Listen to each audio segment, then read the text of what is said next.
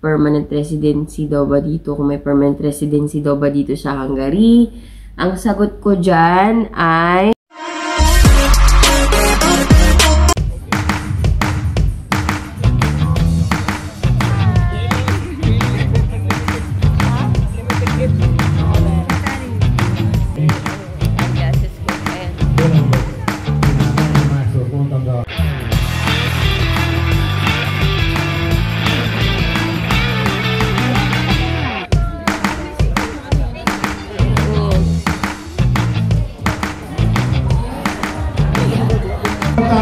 guys, kain tayo.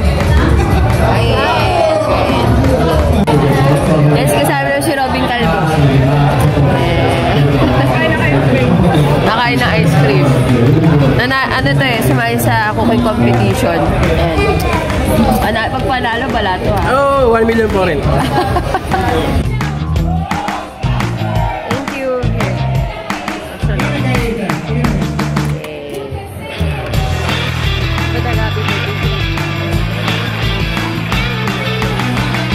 Gagawin.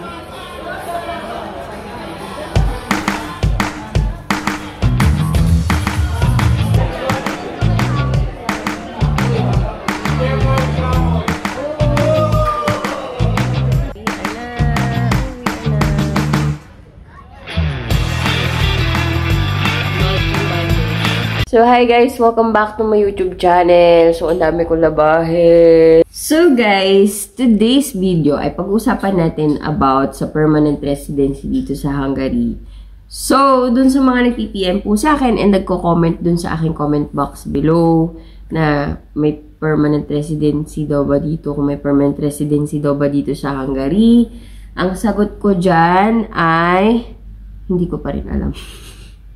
So, hindi namin alam guys kung may permanent residency talaga dito after 5 years. Kasi may nagsasabi na meron daw at may nagsasabi naman na walang permanent residency dito. So, hindi pa kasi kinaklaro sa amin. So, guys, for sure, ang alam ko, yung ibang part dito sa Europe, nagre-residency dito. Nagpa-permanent residency after 2 years, 3 years. Like Spain, Czech Republic. Sa Czech Republic din natin, di ba, no? Poland. Yan.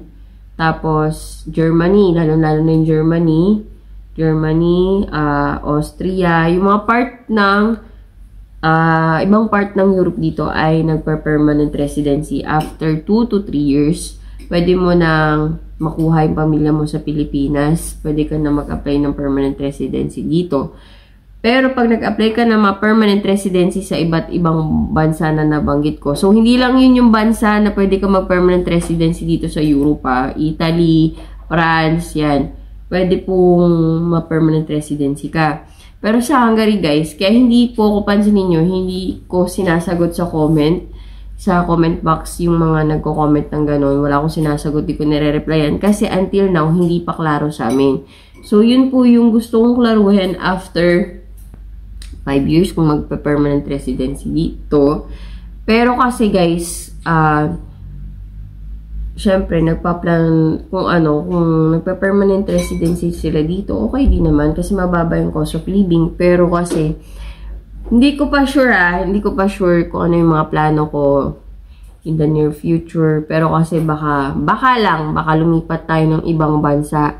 So, baka mag-work ako somewhere here in Europe, pero hindi na malamang sa Hungary. Pero, titingnan pa rin natin pagkatapos ng kontrata ko. Kasi hindi ko pa masabi talaga na magpapa-renew ako sa company ko. Pero, pwede naman akong lumipat ng ibang company dito pwede ako mag-apply or mag-transfer ng ibang company dito sa Hungary. So, hindi ko lang alam yung process.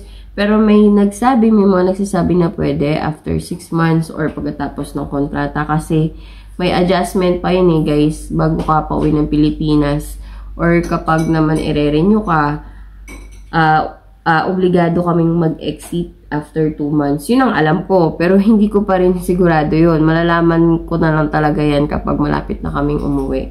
And syempre, pag dumating yung time na yun, siguro naman klaro na yung mga plano ko. Like, kung lilipat ako ng ibang bansa.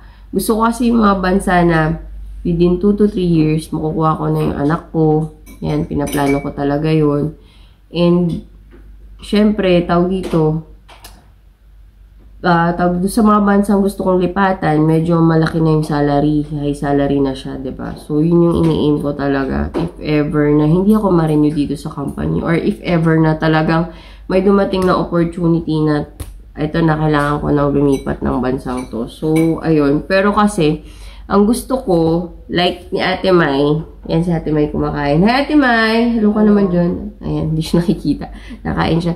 Like Ate Mai, gusto namin daanin sa legal. Like, tapusin muna namin yung kontrata namin dito sa company namin bago kami lumipad or lumipat ng ibang bansa. Para alam niyo yun, hindi tayo illegal yung takbo ng takbo. Mahirap kasi yun pag wala kang papers.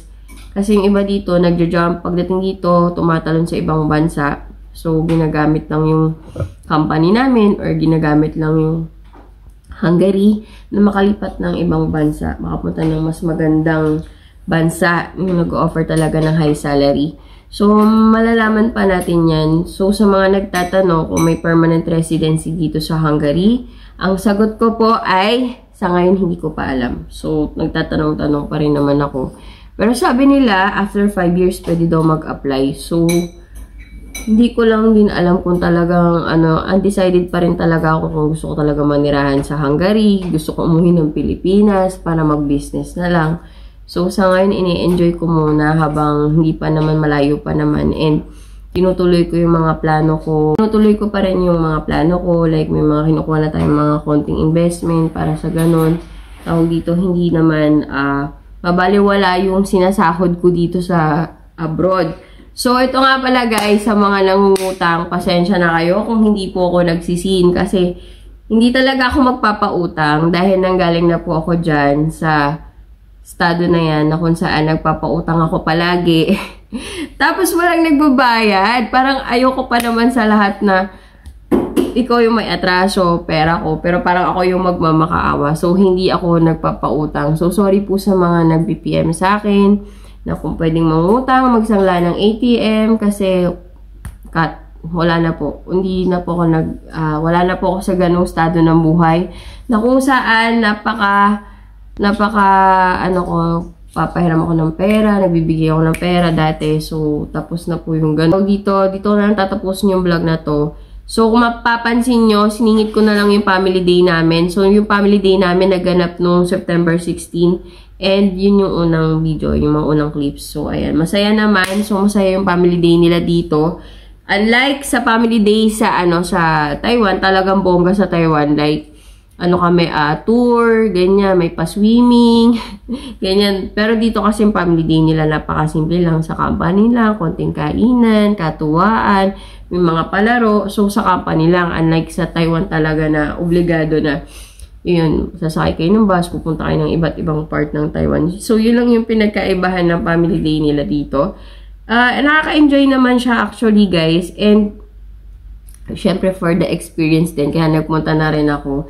And for the content. So, yun lang, guys. Sana nabigyan ko kayo ng liwanag. So, hindi pa pala siya liwanag kasi hindi ko rin nasagot yung tanong nyo. Pero, para klaro po, siguro magre-research muna kung talagang nagpa-permanent residency dito sa Hungary para sigurado kung oo man ako kasi mahirap naman na umuo ko. Tapos, hindi ko naman talaga alam, 'di ba? Baka kasi may mag-comment dyan na wala akong alam tapos so mahirap na. So, yun na lang, ayoko magmarunong, ayoko magdunong-dunungan about sa hindi ko naman alam. So, si-share ko naman sa inyo if ever nalaman ko na talagang nagpa-permanent residency dito sa Hungary. Yan, kayo unang-unang makakaalam. Hindi ko muna papaalam kay Ate Mai. Charis, de. Malalaman din yan kay Ate Mai. So, doon ko na lang tatapusin yung vlog na to. And, ayun, see you again on my next vlog. Sana natuwa kayo. And, mag-comment nga kayo dyan, guys, sa comment box kung ano yung mga susunod na gusto nyong i-vlog ko. Kasi, alam nyo, naubusan ako ng idea. Like, ang hirap kasi na nagtatrabaho ka, tapos content creator ka, kailangan mo mag-isip ng iba vlog. So, napakahirap mag-isip ng content lalo na kapag nagtatrabaho kasi hindi naman full-time itong pagko-content ko, guys. Gusto ko lang, ginagawa ko lang to kasi gusto ko na mag-share sa inyo. Lalo na dun sa mga papunta ng ibang bansa at lalo na yung mga papunta ng Hungary, mabigyan sila ng idea and kung ano ba yung dadat na nila dito. And then, at the same time, nag-enjoy ako, nakakatulong na rin ako. Kaya, ayun, parang pinupush ko yung paggawa ko ng vlogs. Kahit alam nyo minsan, nakakapagod talaga. Like, nagtatrabaho ako for 8 hours, sobrang pagod, tapos kailangan kong mag-isip ng content. Doon pa lang sa pag-iisip ng content, guys, nakaka-drain ng utak. Eh, ano pa yung i-edit mo pa, iba-vlog mo pa, so kailangan galingan mo rin magsalita kasi hindi naman pwedeng nag-vlog ka, tapos hindi mo alam yung sasabihin mo. So, dapat andun pa rin yung energy kahit pagod ka. So, minsan nakaka-drain din ko. Pero, I will assure you guys na every week naman may upload tayo. Doon po sa mga nag-aabang and nag-PPM sa akin sa Facebook ko na nakaka-touch din kasi talagang pinipm nyo pa ako na sabi nyo nakakatulong ako sa inyo para magkaroon ng idea. So, doon po kumukuha sa inyo ng, ng lakas and doon po kumukuha ng, ng inspirasyon para mag-push dito sa pagbablog kahit nakakapagod na. So, maraming salamat po dun sa mga nag-PPM sa akin and dun sa mga nagtatanong bakit wala pa akong upload. Promise ko po sa inyo, every week mag-upload tayo para naman, ayun, masaya tayong lahat. So, na-entertain ko na kayo. Nabigyan ko pa kayo ng idea, nakatulong ako. And the same time, ayun, tawag dito, kahit pa paano, yung kita ko kasi dito sa YouTube, kahit pa paano ay nakakatulong din sa akin as a single mom. So, yun lang guys.